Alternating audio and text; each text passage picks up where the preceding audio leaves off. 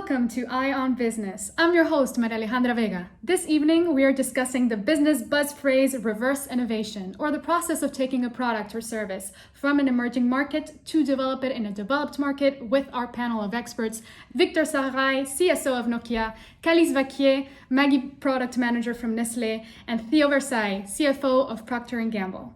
Mr. Zahrai, tell us the story of your phone sharing features, originally developed for the Ghanaian market.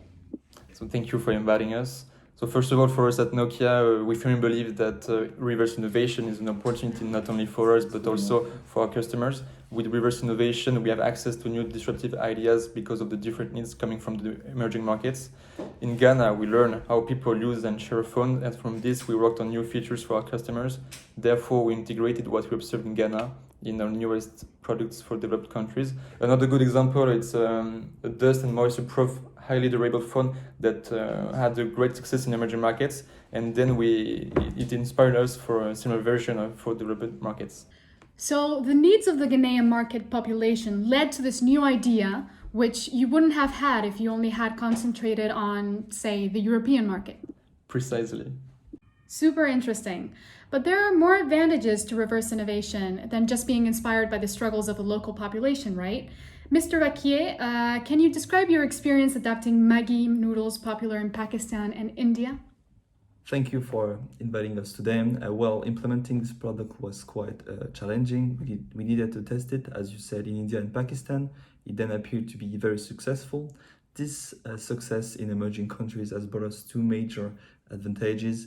The first one is that it helped us convincing our investors that the product was able to be launched in advanced markets.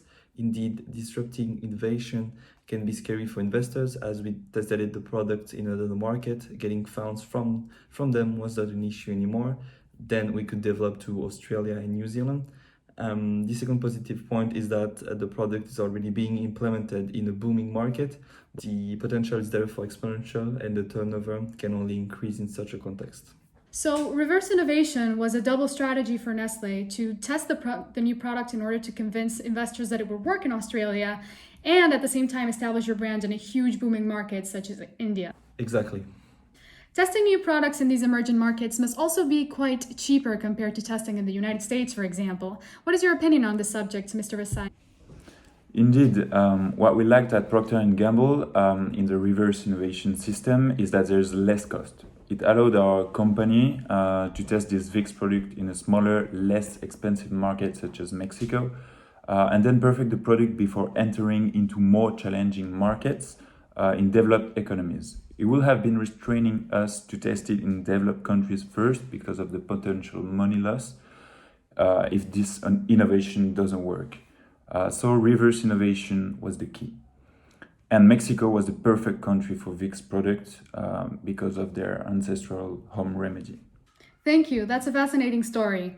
All these examples of successfully bringing a product or service from emerging countries into developed markets is without a doubt an exciting business trend that we will surely be keeping an eye on. Thank you, Mr. Vaquier, Mr. Zahrai, and Mr. Versailles for your time. After the break, join us for an interview with former President of the United States, Donald Trump, for his tips on how to obtain the perfect orange tan.